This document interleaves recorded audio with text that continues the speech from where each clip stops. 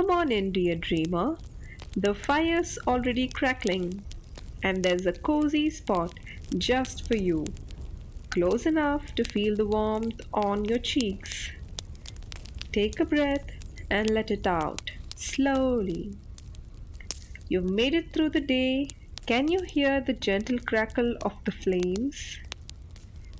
It's like the fireplace is whispering stories from long ago. The room glows golden orange, shadows dancing on the walls like gentle lullabies. The world outside can wait. For now, let the warmth melt away the last bits of tension in your shoulders, your jaws, and your fingers. Relax your body. Sink into that soft cushion that you lay on. Maybe wrap yourself in your favorite blanket. Feel how the fabric hugs you just right. Let your eyelids grow heavy. There's no rush, no noise, no to do list here. Just this peaceful hush, like the whole world is tucking you in. All you have to do is breathe, listen, and drift away into your dreamlands. So, are you ready for tonight's tale? Let's begin. This is the story about friendship between a whale and a dolphin and the challenges they face, where their bond is put to test. Let's see to find out what happens next.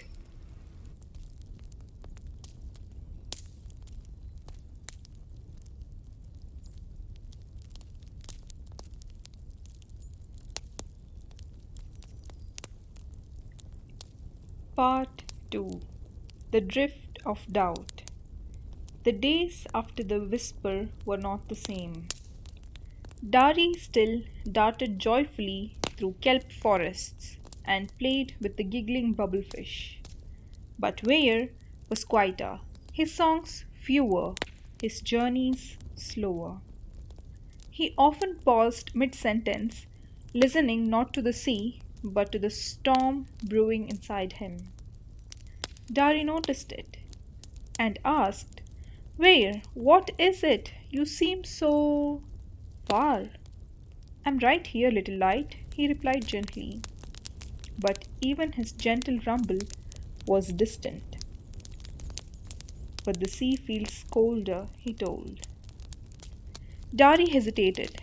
Then she blurted out, "You don't believe what they said, do you?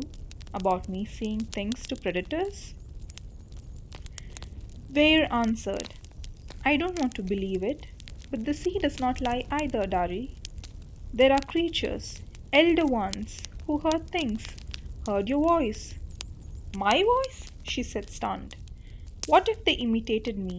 Scan's followers mimic tones. You told me that yourself." Weir gave a soft, weary sigh.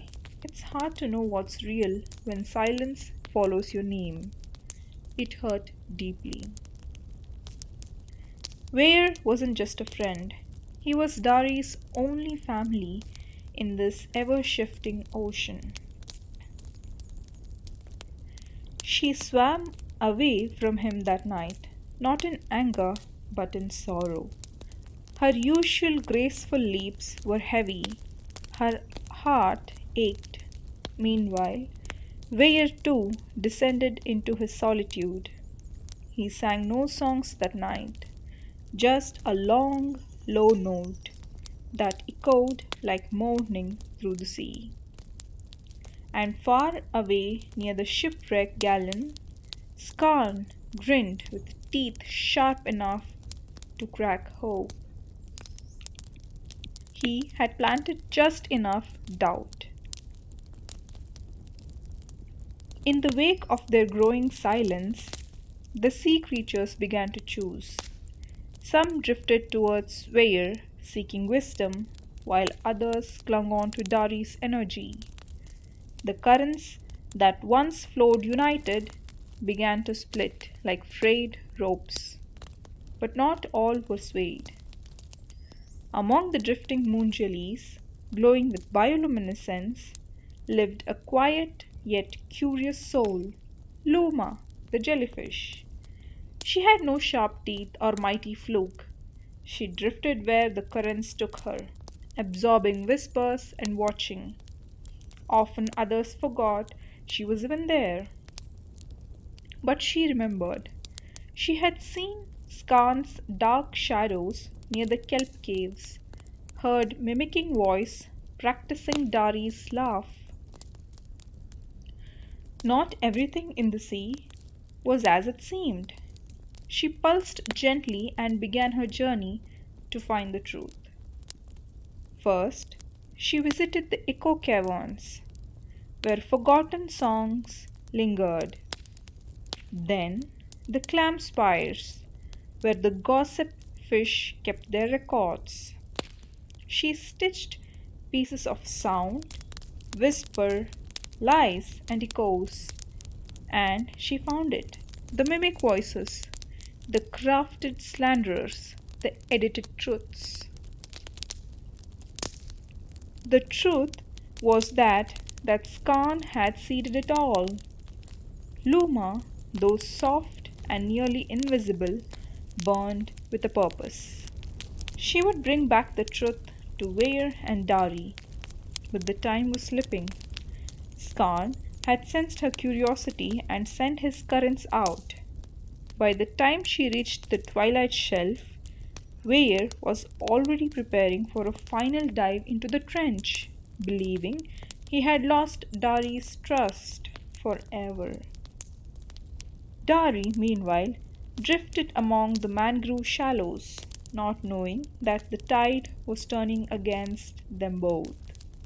And Skan prepared to declare the ocean his again.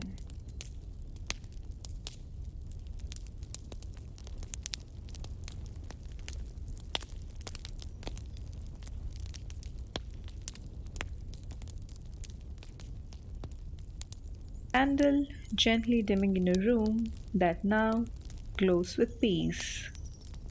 Thank you, dear dreamer, for sharing this moment beneath the stars with me. May sleep cradle you softly, may your dreams be kind, and may you always find your way back to Lull and Lore. Until next time, rest well. Good night, dear dreamer.